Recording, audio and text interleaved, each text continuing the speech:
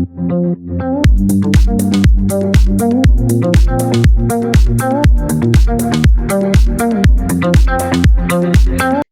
here we go. Hey, how are you guys? How are you guys? I'm Antoine McRae. I'm Michelle Guernsey. And this is our new kind of launch thing. Yeah. Something called Nonpartisan. So what this is about is we're all going through a really stressful, crazy time that's unparalleled, in our lifetimes.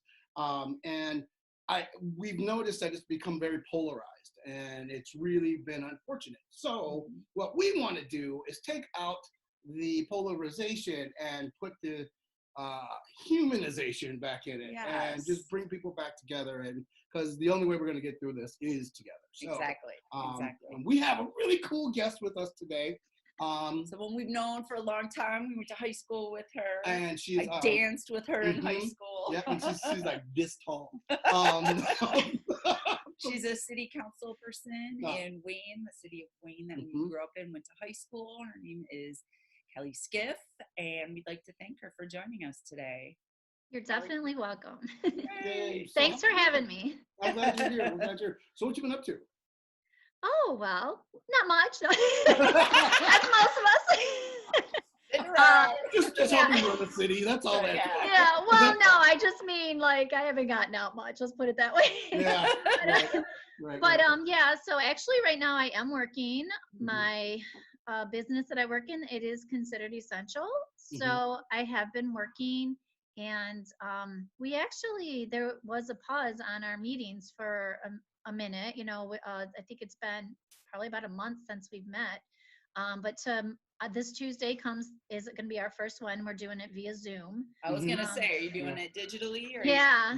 I actually missed our last meeting because I went to Florida to celebrate my grandma's 90th birthday, just when things started to get crazy, so I had this trip planned for a long time, and I was like, I'm going to see my grandma. She's only going to turn 91. So, exactly. But so I know that a lot of people had concerns about me being on a plane and things like that. But it was far before even the international restrictions were put into place. So, so I was like,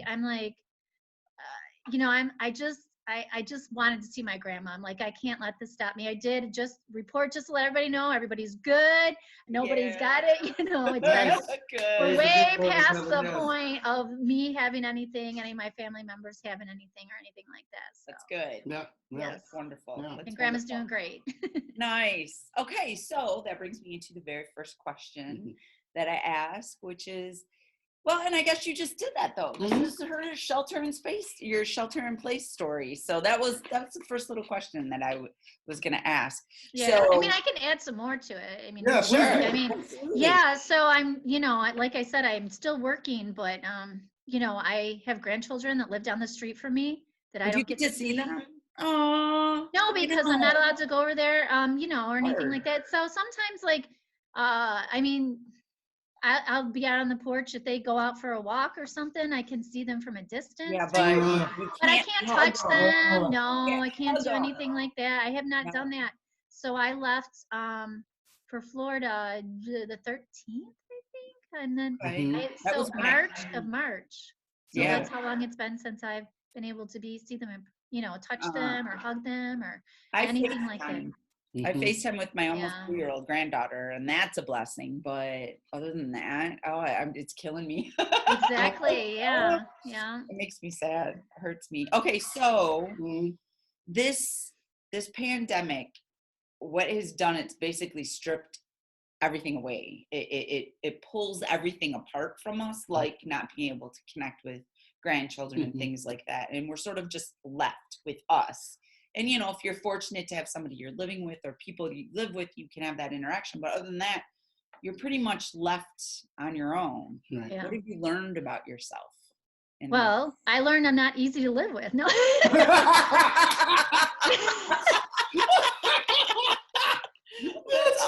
actually live with myself, and I'm getting to the point where, I'm sick of living with my myself. own nerves. Wonderful. Bravo. I mean, it's not wonderful, but it is. I mean, because when you get reflective and you get sort of like, and you have to take those soul searching moments and look at yourself. And, Yeah. Right. All right. Yeah. Okay. Yeah. No, I'm not. I mean, it's, like I said, I do live by myself, but it does get lonely. So, yeah. So, I mean, I've always lived by myself, but at least, I miss my working out with my friends, movies on the weekends. Right. That, yeah. Things we truly, I recognize that I truly took for granted. Yeah. Just being able to walk out the front door and go hang out with friends or meet up for a cocktail or, it's been a bummer. That's a bummer. Yeah. There's a good word for it. Okay, so can I ask this one? Yeah, go for it.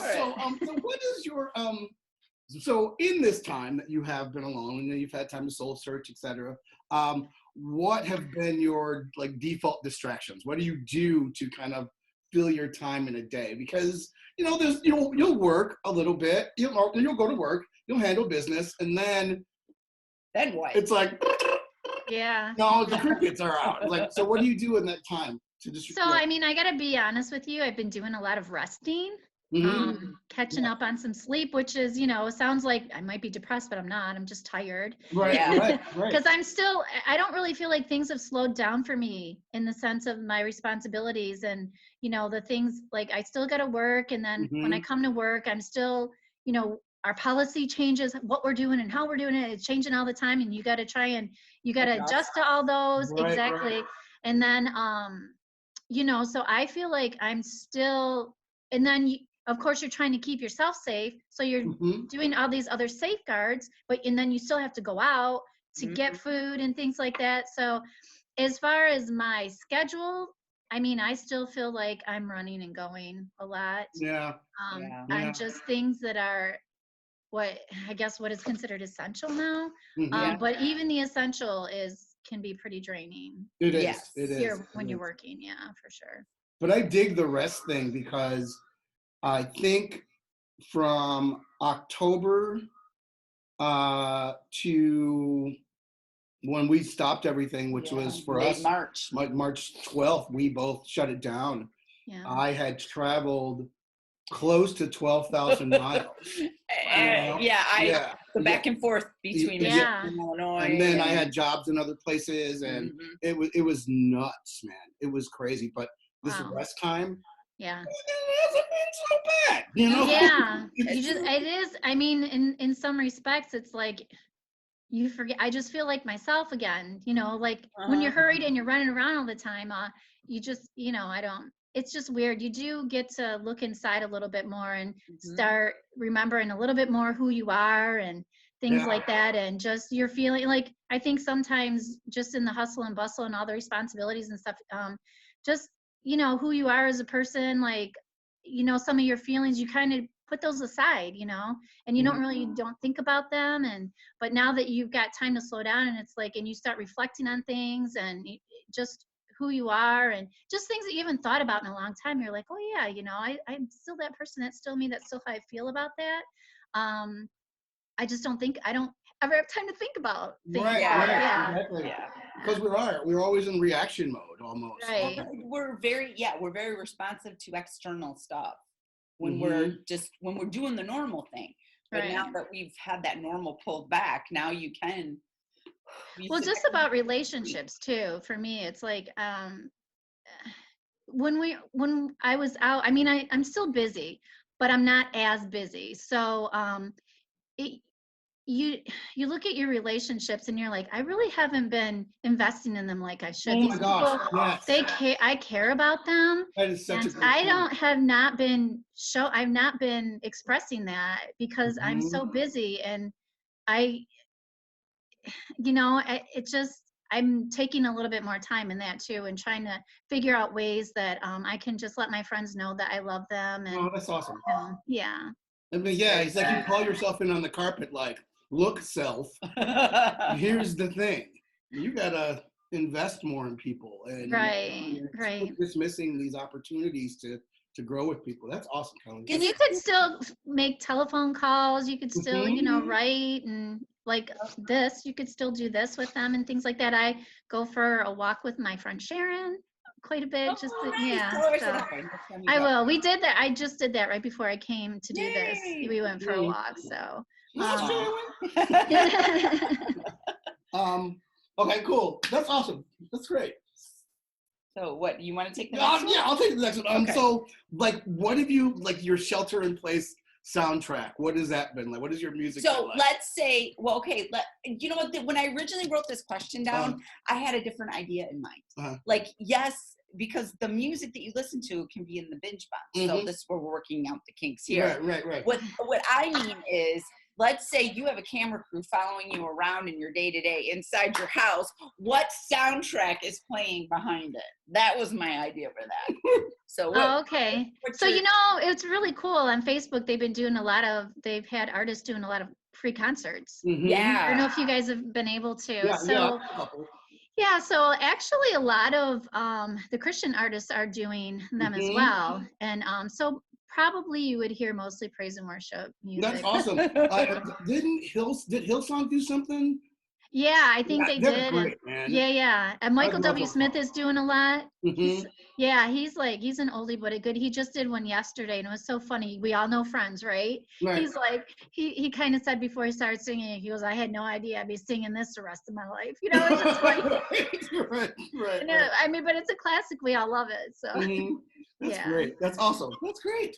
Okay, so now let's do the binge bomb. So this is a one-word answer, and I'm going to give you a topic, and you just throw out what you've been binging on during this time. Okay. Does that make sense? Yep. Okay, so food.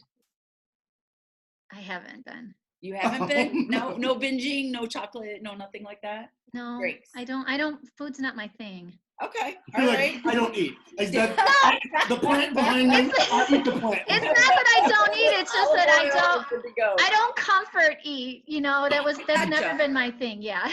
Okay. All right. So TV. None. Movies.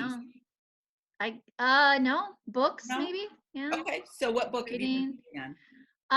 Well, I have been doing a lot of Bible reading. Okay. And I've been just like Christian authors type things, probably. Yeah. Okay. Devotional. So like what have you not really fun reading though. Some of it's like, informational reading. Right. Yeah. Right. Okay. So biblically, you said you've been reading the Bible. Is there any particular book that you've been drawn to?